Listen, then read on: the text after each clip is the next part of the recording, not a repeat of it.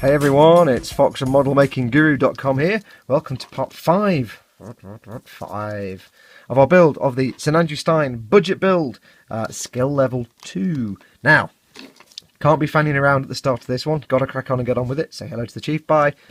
Right, so, gotta crack on. If you remember, I solicited you to great, started already, and I can't even speak. Tony,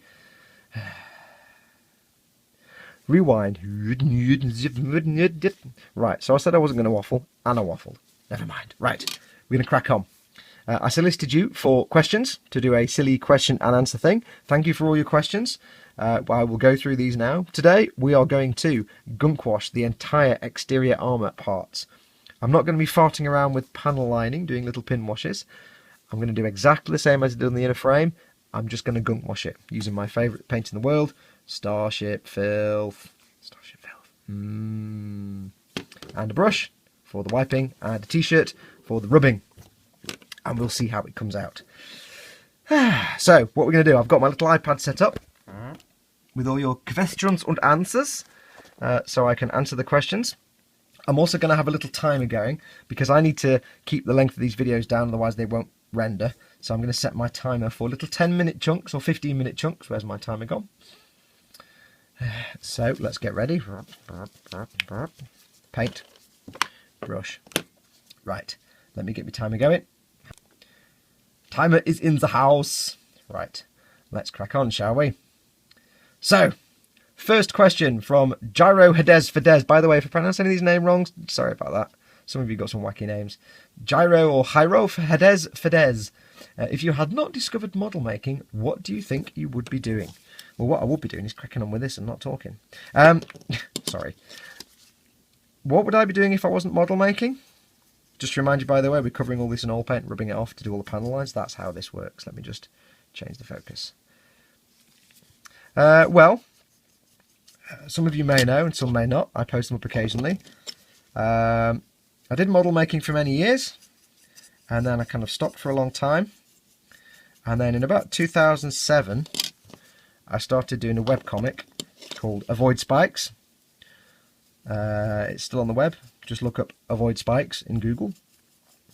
And I did that for about 4 or 5 years until the ideas ran out. And that was my every weekend spent doing that. And that was great fun. So if I wasn't doing this and I hadn't run out of ideas, I'd still be doing a webcomic. I mean, ever since I was a kid, I used to draw. Always with the drawing. So if I wasn't making models, I was drawing before I was making models. So if I wasn't with the making models, I'd be with the drawing. So I'd still be drawing. And I maybe even made some money out of it by now, I don't know. Fat chance. So, yeah. Probably that. I've got a day job. I'd probably just be doing that and then drawing in my spare time. That's it really. Not very exciting. I say I did the comic strip for a while. If you want to see the comic strip, go to, I'll put a link in here, dogsounds.com. There is also a store with merchandise, like hoodies and everything. And so far, one person in the world has bought one, and that's Tony Fairclough. Thanks, Tony. One person in the whole world has bought one of those. No, actually, no. Sorry, a couple of you have. I don't make a lot of money off it. It's just something I did, and I left it up there. It's all live. So, go and check it out. That's it, really. Happy drawing. So, next question. From Steve Lindquist. Going to be visiting London in July. Suggestions on best way to get around. Also, do you have a preferred brand for metal colours? Well, I'm up in the north. I'm in Manchester. And we look down on southerners. No, we don't really. I've only been to London a few times in my life, down to that part of the world. I do have friends that live down there. My advice, if you're a tourist, you could rent a car, but really, the last thing you want to do anywhere in London is drive. Because trust me, you may as well just try and eat your own face with your own face. Because you've got congestion charges, you've got ridiculous parking charges, you've got nowhere to actually park, you've got nowhere to drive. Stick to other methods of transport, I would say. I'm no great expert, as I say, I've only been there a few times over the years. So, if you're going out of London, then definitely hire a car. But if you're going into London, Yeah, you don't want to drive around London. It's probably not for the best. What was the other one? My favourite brand of metallic paints.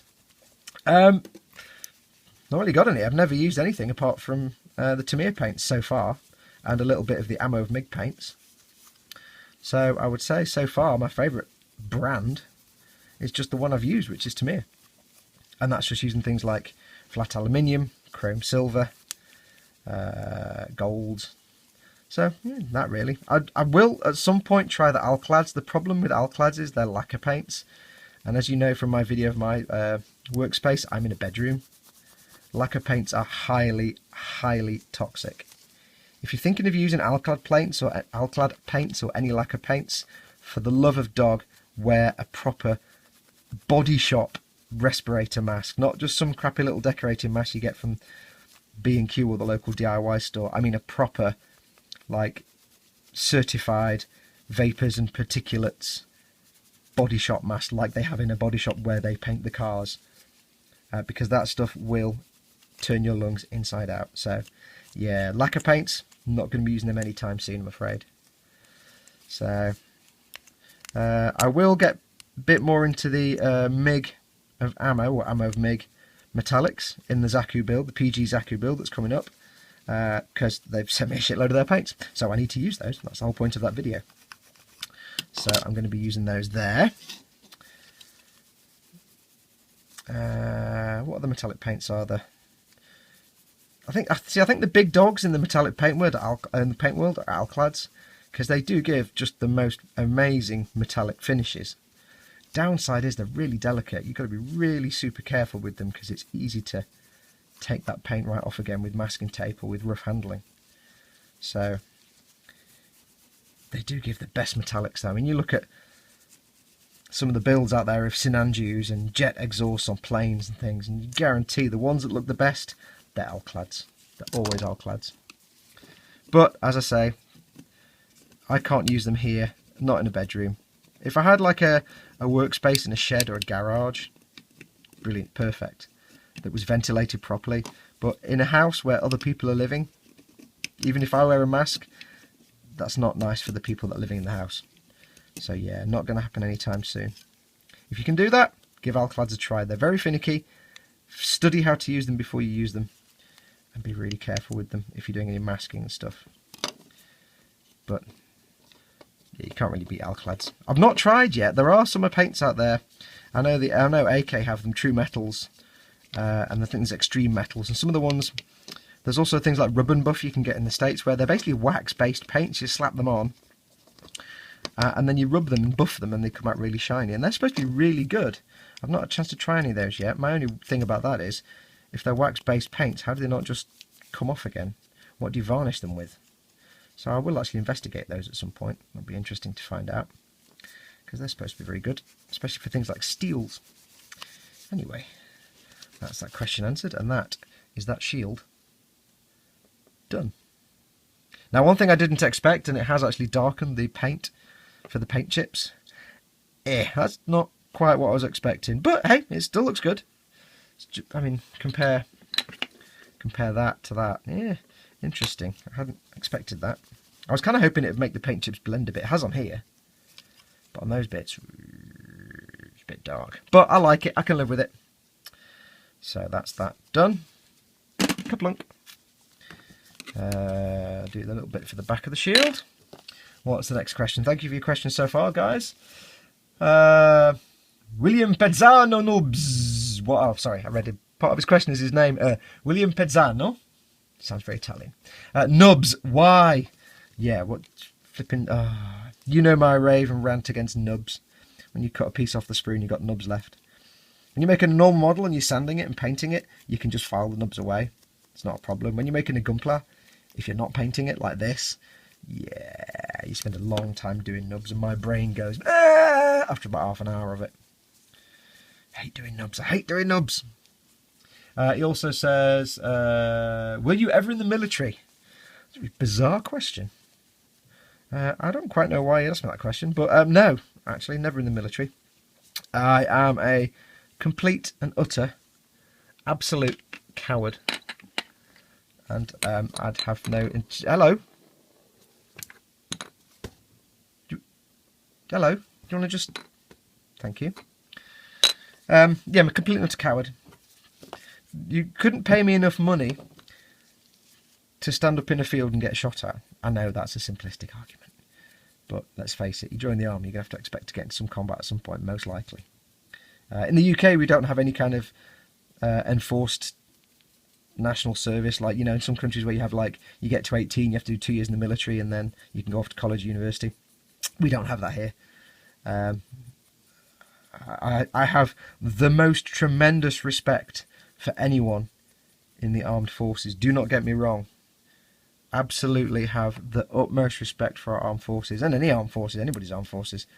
You know, people that actually know they're putting themselves in stupid amounts of danger. And often or not, more often than not, for a good reason. Sometimes, yeah, obviously not for such a good reason. But hey, it's not for the military, it's not for the soldier in the field to make political decisions. Oh, sorry, I got political then. Anyway, yes, I have the greatest respect for our armed forces. My grandfather was in the army in the war. Both my grandfathers were in the army. One was, I think he's just a soldier. And one was the bomb aimer in a Lancaster.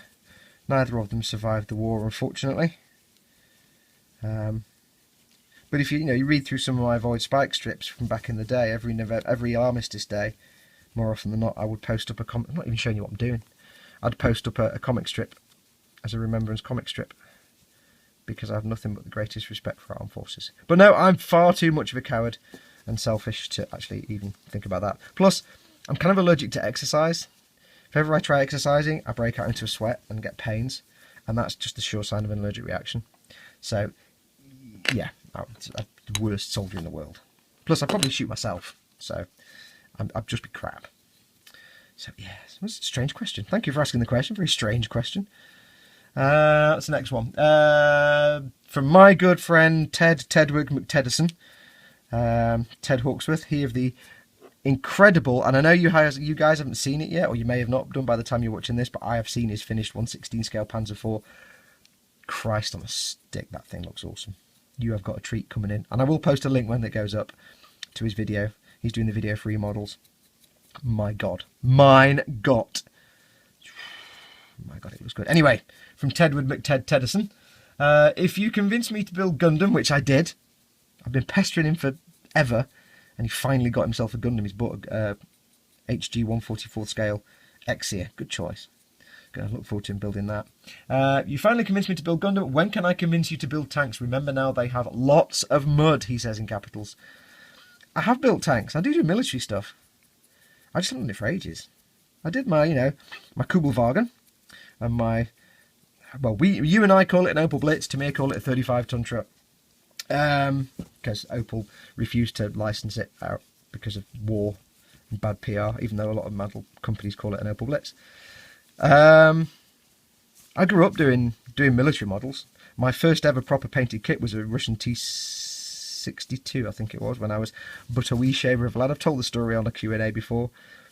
My dad said, if you're going to make models, because I used to make models and glue them together and then play with them. He said, if you're going to make models, do it properly. I'll take this shop, I'll buy you some paints and brushes and a proper kit. And he bought me this Tamiya tank. And then I started from there. And I have many fond memories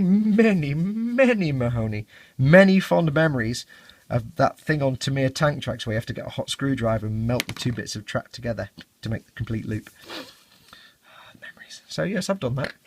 And I will get back to military stuff. Don't get me wrong. What's next to Gunk 1?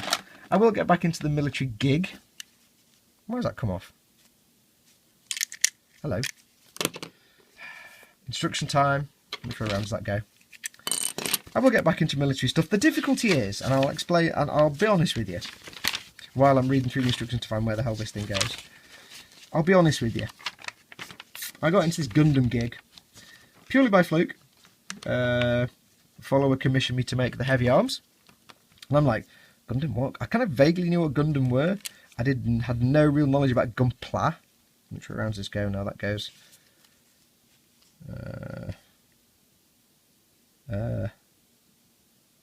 I need to do the balls that have the Japanese text that tell me something important. Oh, it's that way. There's a little bit of Japanese text that tells me something important, but because I don't read Japanese text, I've got no idea what it is. Is that the right way? Yes, that's the right way. What was I talking about? Oh yeah, so yeah, it got me into I did the heavy arms for a commission, and I was like, wait, you're telling me these are model kits where I don't have to do any gluing, almost no filling, and they look kick-ass, and all I have to do is think about painting them. Yeah, you can see why I don't have a massive incentive to get back into traditional glue and paint kits. Plus, they're just really good fun, because the bit I love is the painting and the weathering. The building, not so much. It's why I don't do scratch building, because it's of no interest to me. I don't do heavy modification, because again, I'm not very good at it, and I have no interest in it. So, I discovered Gunpla, and it's like, I don't have to actually glue these together, unless it breaks. And now I've discovered this, there's almost part of me that doesn't want to go back to making traditional glue kits. Just really doesn't want to, because it's like, there's so much more extra work when I can just get an awesome looking kit. But I will do, because, and don't get me wrong, I know I love all my followers, and I know I love you all dearly, but I know not all of you are into Gunpla. And you're probably getting sick of me making these things all the time. And unfortunately at the moment, because I am skint, I'm having to work through my backlog of stash of kits, because I can't afford to go out and buy lots of kits, he says, having just bought a perfect grade Zaku. But, you know, I'm having to work through my backlog. I can't afford to go out and buy loads of new kits. So I'm going through that, and it's all Gunpla, because I bought a load of them when I got into it. And I'm going through them now. I will get back to proper traditional kits, I promise I will. Oh, there's my timer. Let me go and do the next 10-second segment. Back in a second. And by 10-second segment, I mean 15-minute segment, because I are idiot. What was I saying? I've got no idea what we're saying now. Brilliant, thanks alarm. Yeah, so I will get back into military stuff. It's just, these are such a delight to build. I want to get back into making things. You know what I mean? The last thing I glued and painted was the Fine Molds Falcon, I think. So I will get back into tanks. I have done tanks before, military stuff. Tanks are actually really good. I may even be tempted, I don't know, you see, I may be tempted to get one of them big 1/16 scale tanks like you did, Ted, but then again, seeing as how that took you a year, and all those track links, yeah, maybe not. We'll see. But I will get back to, I know not everybody who follows me is into Gunpla, so I'm kind of working on converting you all into Gunpla just by force. But I know it won't work. So yes, I will do more military stuff. One thing I will never do is boats. No desire to make boats. Planes, not really a big fan of planes. Because as you know from me, I don't do clean and shiny models. I don't like clean, shiny things. 2 reasons. 1, they're not as interesting. And 2, weathering hides up all the shit you get wrong. And I get a lot of stuff wrong. So, somebody once asked me if I would make him a desktop model Learjet. You know, like you get like an executive office and they have those like swanky looking shiny executive desktop models of Learjets and things, and they're all like made of wood and they're painted all white and shiny and they've just got the windows painted on as black squares. He wanted me to know if I'd do one of those, and I had to kind of politely reply and say no, don't do clean models, sorry about that. He's offering good wads as well, but I'm like, no, I don't do clean models. I need to cough, my throat is getting really dry. If you keep getting jump cuts, by the way, it's because I've had one of those coughs where I had a cold for one day and then I've had a cough for about 6 weeks. So yeah, that kind of sucks. There you go, there's the crotchy part. Crotch part. Now you see, I'm not taking my time with this, I'm bamming through it. Time for them backpack. So yes, I will do tanks and other things again. I will get into other types of model. Don't worry yourselves. This perfect grade Zaku is going to take a while. And I've still got a perfect grey Stripe Rouge. And there is that big scary unicorn as well. Not sure about that. What's the next one? Van der Zipper Benoit. I really hope I'm pronouncing these correctly. It's a great name though. I love that name. With what do you clean your airbrush after using clear? So by clear he means Pledge multi-surface wax. Well, as I said in the last video, you can use glass cleaner and stuff if it's got ammonia in it. I don't have any because Windoline in the UK doesn't have ammonia in it anymore. So I just use my normal airbrush cleaners. I just do a bit more than I would if I was cleaning paint out. I'm using the Ultimate Modelling Products airbrush. No, I'm not. I ran out of that. I'm using the Medea airbrush cleaner and thinners. So what I'll do is I'll give it a blast through with some, and I won't leave it lying around, I'll do it straight away. I'll clean it out with some thinners, some of my acrylic thinners. Then I will go in with the airbrush cleaner, and I'll probably do twice as much blowing through and bubbling as I would if I was doing a paint. And then after that I'll just run through it with some water just to make sure it's super clean. And if you're wondering why that's such a thing you have to think about, Pledge Multi-Surface Wax is a varnish, and if you do it through your airbrush and you leave your airbrush, what you're doing is basically leaving a layer of varnish inside your airbrush. It gunks your airbrush up. So the trick with any kind of varnish, especially Pledge or Future or Clear or whatever it's called in your country, you need to make sure that you're cleaning your airbrush out as quickly as you can once you're finished. Don't leave it overnight, because all you do is come back to an airbrush with a couple of micrometers of varnish inside it, and that'll just crap your airbrush up. So yeah, always clean your airbrush out after doing clear. Did you build something else other than Gundam? Yep, just answered that one. Did tanks and planes and everything else. And sci-fi stuff. I did my Viper. Did that damn U-boat. Oh god, that was not fun to build. I went through a phase of building Revell kits when I was a kid, but that's because I was a kid and an idiot. Yeah, moving on. What shoe size do you have? 9. There you go. You know what you say about men with that size 9 feet? You have to buy size 9 shoes. Anyway, what's the next one? Carol Duncan Bingham. Now, this is a question. What is your favourite pint at the pub? Beer. Right. I am an old fart. Sort of. Not really. I'm only 45. But I am, in my mind, an old fart. I cannot be doing with fizzy lager crap. I can't drink spirits because they just make me ill straight away. I cannot be doing with fizzy lager crap. There's no interest in that whatsoever. I might, if we're having a barbecue or something and there's only bottled beer and it's fizzy lager, I'll have that, But if I'm in a pub and I've got a choice, I'm an ale man. Proper, give me a glass of brown liquid with twigs and things in it. That's what I want. Ale. Man of ale. So, and I much prefer, don't take me to some noisy, crappy, trendy bar with shit music and loads of tossers at the bar. Take me to a pub where I can have a conversation. I don't mind if there's music, as long as it's not shitty bar music. Take me to a pub where there's decent music in the background, and I can actually have a real conversation. One of my favourite locals, which I won't name, obviously, is a nice pub. It's a free house, and it's an ale pub, really. So you walk in, there's like wooden tables. It's a bit shabby around the edges. It's got a quite good vibe to it. A big crowd that goes in there. It's not all old blokes, but it's all ales. They've got some fizzy lager crap and stuff as well, but it's all ales, and it's always guest ale, so you never quite know what you're going to get. They've got different stuff every week. It's a great little pub, and you can go there and you can sit at the table with your mates. They do play music on they've either got the jukebox going with music on, and it's pretty much usually Led Zeppelin, all that kind of stuff, a bit of rock. And on one night a week they have a live band, and it's pretty much usually a Led Zeppelin cover band. It's with Led Zeppelin for some reason. So that's good, and you can hear yourself speak. And so yeah, ale. Now my favourite ale, there's a few. I can't really pin it down to one.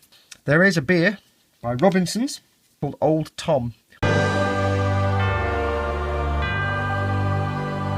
it's something like 14-15% proof. It's as black as night, and it's real dark, stout, dark beer. What the Scottish would call a pint of heavy.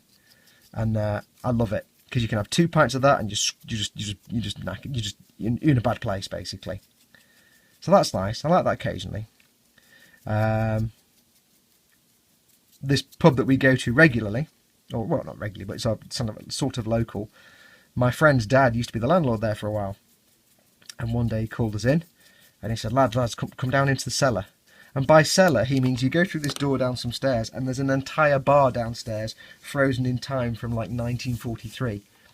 It's like there's nothing down, it's just a wooden bar with like, and it's made from literally wood. It's not polished, just bits of wood. A wooden bar, and like straw on the floor pretty much. And it looks like a sort of 18th century bar pub thing.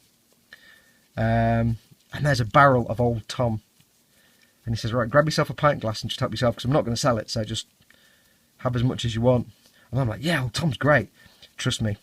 The worst thing you can do is drink Old Tom within a pint glass when there's no limit on how much you can drink, because I was a mess.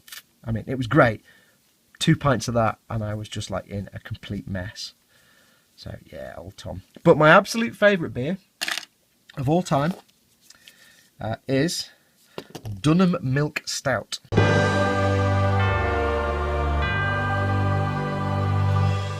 place near me called Dunham, they have their own brewery, and they make various stouts and ales. And Dunham Milk Stout is this dark black stout. Strangely enough, it's a stout. And it's just so dark, and it's just so... It's not like most stouts that are kind of slightly acidic and fizzy tasting. They feel a bit burny on your tongue. This stuff's great. It's smooth. It's nice. It's not quite a smooth session beer, but it could be. Maybe a bit messy. But it's a real nice dark flavour. And I love that stuff. Dunham Milk Stout. There's a couple of other Dunham ales as well. They do it really nice. But Dunham Milk Stout. Oh, that's good stuff. And there was a beer I had once that was some kind of... We went to a little Belgian bar near where we are. And I'm not a big fan of... Belgian bars, not because of any other reason than most of the beers I don't like. And I know they're really strong, but you get this fatty little glass, but that's because they're like 4 times as strong. But most of the beers I'm not a big fan of. So we went there and they had this beer, guest beer, just once, and it was called something like Santa Doesn't Exist. It's mind bending stuff for the kids, and it was some kind of beer for Christmas, and it had chocolate nibs in it, and I'm like, I don't know what the hell a chocolate nib is, but I need to drink this. And it was really nice. But being a Belgian bar, it was like £400 for a bottle of it. So, yeah, that was nice but expensive. So, Dunham Milk Stout will be my absolute all-time favourite. Ever thought of entering your gunpla in a competition, says Kyle as well. No, because I don't think I'm good enough. Apart from that, it's always in Japan, and I'm not stressing out sending my stuff to Japan. Somebody else setting it up and breaking it. I don't think I'm that good, so I'm not a big ego dude, and I'm not really in it for the glory. I'm not doing this because I want to show off or because I want the kudos. I'm doing it because I enjoy it. So I am really hot at the minute. It's really warm in this room. It's like 1,000,000 degrees and I'm sweating cobs. Mike Racerism Turner, knowing you do auto detail, long on this, I'll truncate this question a bit. Knowing you do auto detailing, I used to work with a guy and we did detailing, car detailing. I did it for someone with my late brother back in the mid-80s when he had a company in California. My personal favourite car I got to detail was a 1962 Jaguar Series 1 E-Type Roadster. That is a gorgeous car. My question is, do you have a favourite or memorable car that you have done or wish that would pull up into the bay one day? A 1977 Pontiac Firebird in a gorgeous... Formula. Firebird Formula, I think it was. Something like that. It was like 1,000 feet long. It was this beautiful, it's hard to explain, it was kind of that blue colour but slightly metallic, and it was in mint condition apart from it needed a bit of a polish and there was some damage on one of the vinyl seats we had to repair, but that thing was absolutely beautiful, but it was all original. Basically the guy had bought it when it came out, bought it from the manufacturer. He'd done about 4,000 or 40,000 miles, not done many miles on it at all, it was about 4,000 miles. And then he kept it in storage. He had about 80 cars or 60 cars or something. Kept it in storage, and then I think he died or sold them all. So somebody in the UK bought them. And he brought it to us to be detailed, and that was a joy. Partly because it was a beautiful car, partly because there was so much chrome on it, and the one thing I did like doing was polishing the metalwork, the bright work, getting all the chrome looking all spanky. But yeah, so 1977 Pontiac Firebird Formula. I think that's what it was. I can't remember the formula. I think it was Formula. I had the Formula sticker on the side. Somebody correct me because I've kind of forgotten. Formula something. I'm even wondering now if it was a Pontiac Firebird. Yeah, I'm an old man. My memory doesn't work that well. Michael Sharp Woodyard. What did you want to be when you were growing up? Rich. Financially independent. Happy. No, I mean, everybody wants to be rich when they grow up. I don't really know. I didn't go to university. I'm one of those people that, given the choice, I'll just drift through life, doing what makes me happy. So I had no great... I didn't have a career plan or anything like that. I just thought, I'll just go and get a job. Which is why I spent, what is it now, 1990, 2000... Yeah, 26 years working in various call centre jobs. Because my mindset was, I need a job to pay the bills and give me money to do what I want to do. So I don't really care about it. I just need a job to pay those bills and have some kind of financial security. And then everything else is gravy. So no, I'm not a career-minded person. I find a job and I stick with it as much as I can if I'm happy. If I'm not happy, I'll leave it and go and do something else. So I didn't want to be anything career-wise. I just wanted to be financially independent and secure and happy. Well, I'm happy. Well, I've got that much. Jeff Longman, Smarties, red or blue? I've not had a Smartie in years. I don't know, because when I was a kid, I'm sure there weren't blue Smarties. So I don't think I've actually had. If I remember rightly, aren't blue Smarties like a modern invention? I don't think I've actually had Smarties since the blue ones. Basically, my answer will be all. If you give me a tube of Smarties, the best ones are all the ones in the tube. All of them. They all need to go into my face at the same time and be devoured. So I don't care about the colour. I don't see them long enough to know what colour they are. I just put them all into my face. And my face deals with them. It's like give me a box of Jaffa cakes. Whole pack of Jaffa cakes, that'll be 5 minutes, it'll be an empty box. Trust me on that. Oh yeah. Pack of Eccles cakes, gone. I can't eat one. Now the question is, how do you eat your Jaffa cakes? Do you go and stick the whole thing in your mouth? Which is correct. And by the whole thing I mean the entire packet. Or do you nibble around the edges so you have the central hub of orangey goodness left and then stick that in your mouth? I basically do all of them. I eat them too fast. I'm just like, I'm gone. There's my timer. Let me go and set another 15 seconds. Momento per favore. And we are returned. 15 minutes on the clock. Where was I? What was I answering? I've forgotten where I was now. Oh well, arse. So, yes, food, I'll eat it all. I have no preference. It doesn't last long enough for me to even notice the colour. Let's just leave it at that. Ben Avery, if there was a hole all the way through the earth and you jumped in one end, what would happen at the other end? If that's my luck, I would miss. If it's a pure tube with one hole at one end and one hole at the other, I'd still miss. So, yes. Either that or I'd melt. If I did that, though, hopefully what I would do is, what would happen at the other end is I'd come out of the ground, I'd jump through the hole here, in sunny old England. I'm actually having some sun lately, it's really nice, it's hot and warm and sunny. I'd jump through the ground in England and come out in Japan, and I'd be surrounded by shops selling Gunpla, and I'd never just leave ever. And I'd just be poor, and I'd live on the streets and make Gunpla. Gunpla making hobo, that would be me. I hope all this is on camera. I'm getting so carried away doing it. I'm not really paying attention when you can see it.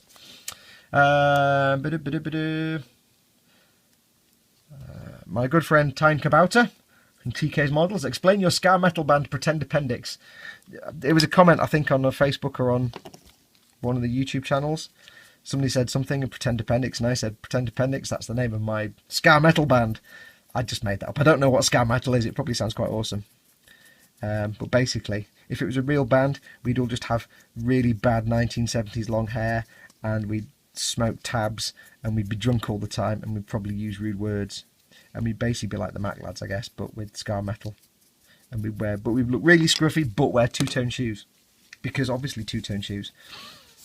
I don't know where I'm going with that one, but yes, it was a joke on a post. And by the way, you know, I post his TK stuff up. His awesome little tiger meat build. He's just starting out doing his film, and he's doing really well.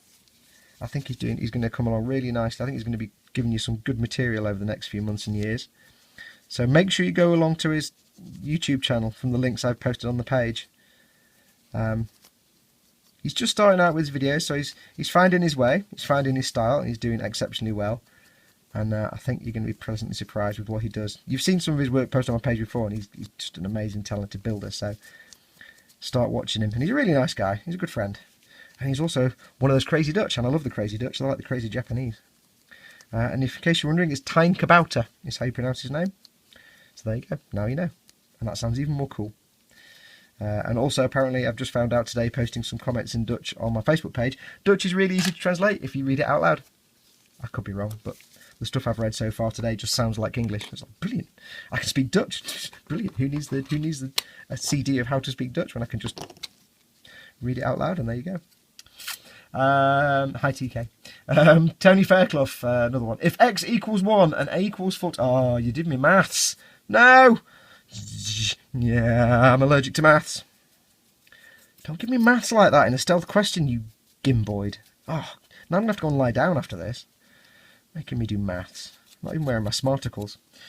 If x equals 1 and a equals 14, what percentage of an orange would be giraffe? Yes! Absolutely it would.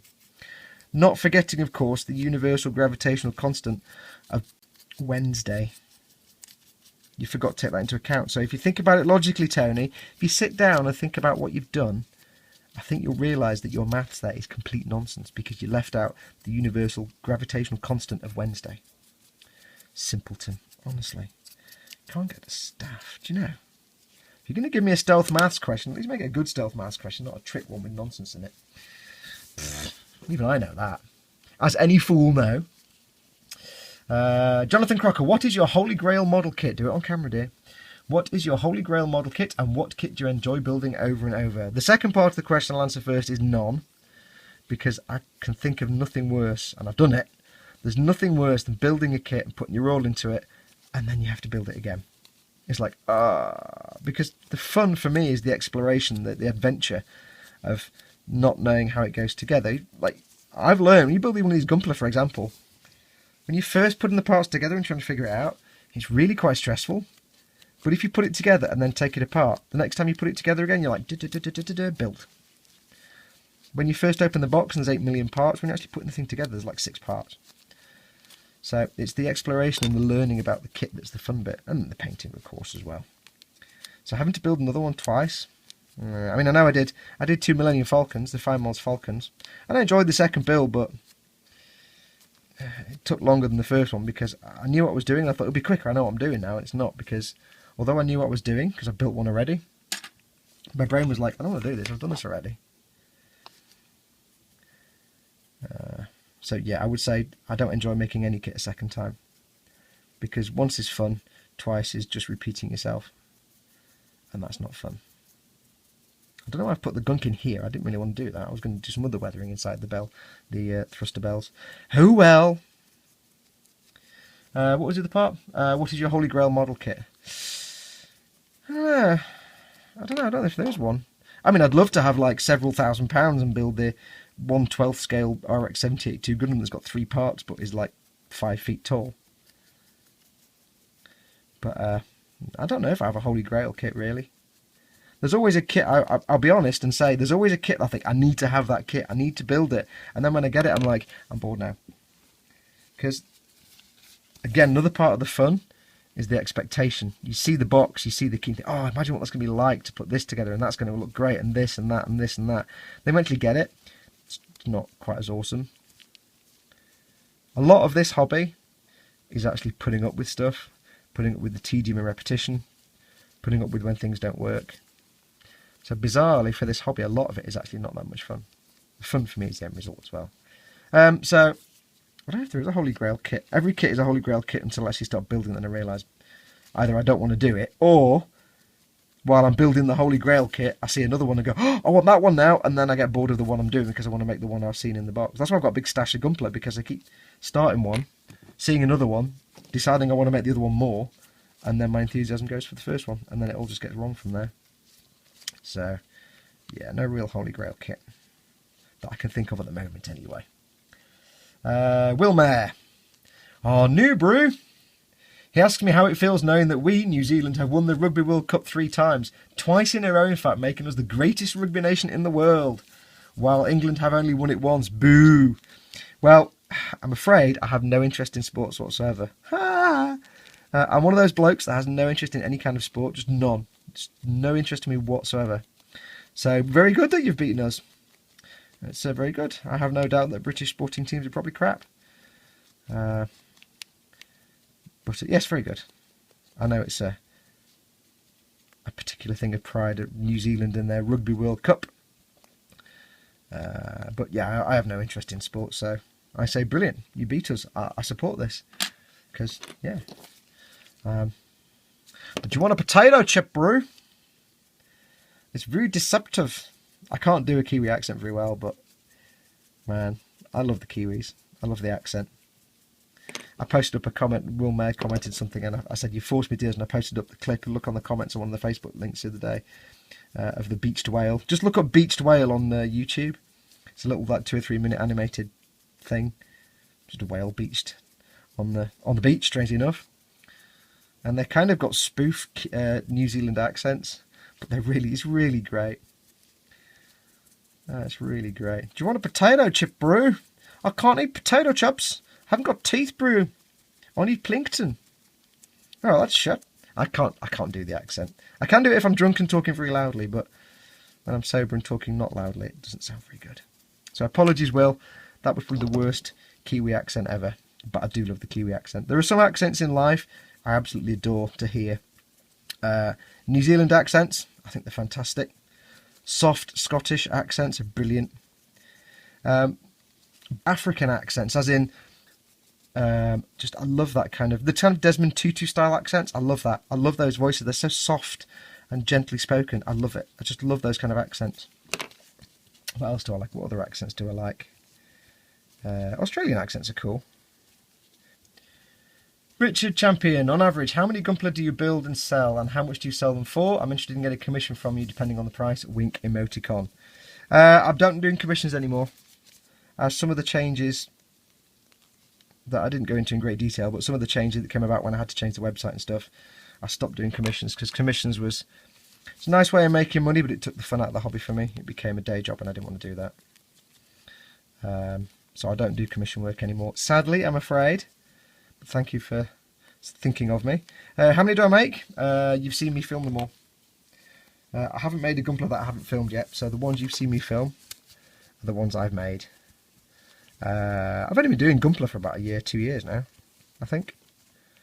How do we sell? I will sell everything. I sold the Freedom Gundam. I will actually sell any of these because I haven't got that much space to keep them all. So the big RX 78-2, that'll be going up for sale at some point. This will be up for sale. It's just when I get round to it.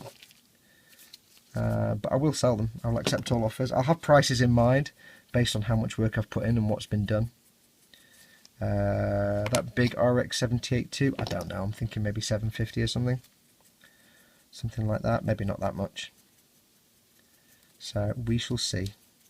But yeah, they will all go up for sale. Everything I build will, because although I want to look at them and keep them, the thing is I make a model, spend all this time, then I put it in the cabinet and then I never look at it again. And it's just sitting there, and that's money I can use. So what else do you say? How much you sell for? Yeah, so price depends. Check out the modelmakingguru.com, the new website. There is a page on there called Works for Sale, and that will list everything that's currently up for sale when I get round to putting it up on the website with prices. The Colonial Viper is for sale.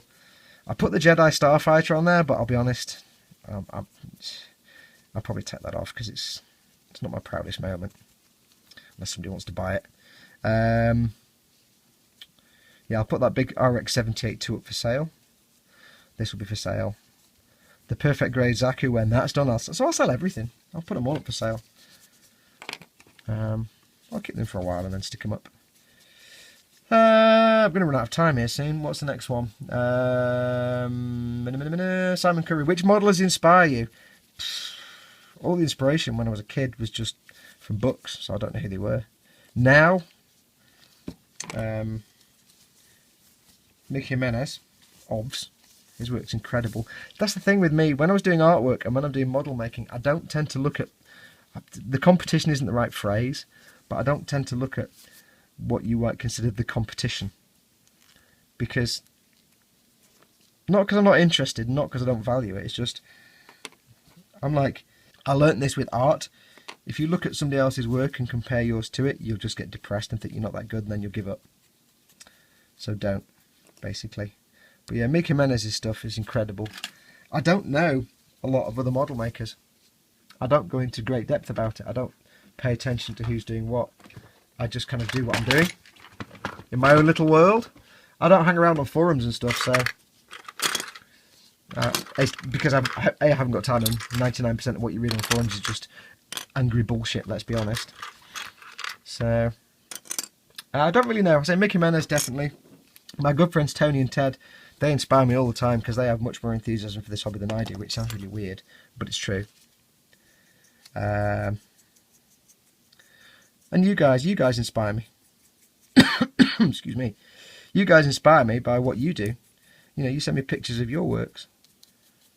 And you have such enthusiasm and passion for it. And the thing you have to remember is I've been doing this for 30 years, and no matter how enthusiastic you are, to a certain degree, at some point you will begin to get a bit jaded. And there's a lot of routine that seeps in. No matter how much you love it, you will get bored, and you have to fight through that every now and then. It's almost like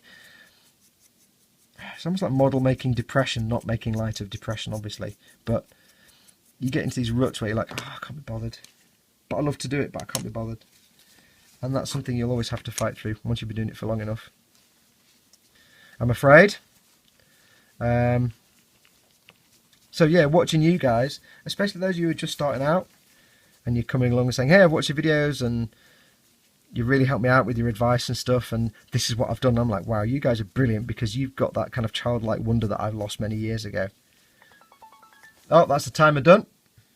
Right, we're going to have to end this episode here. I'll probably jump into a second episode. I'm going to have to cut this short because I've not got much time to finish this video up. So, stay tuned for the next one.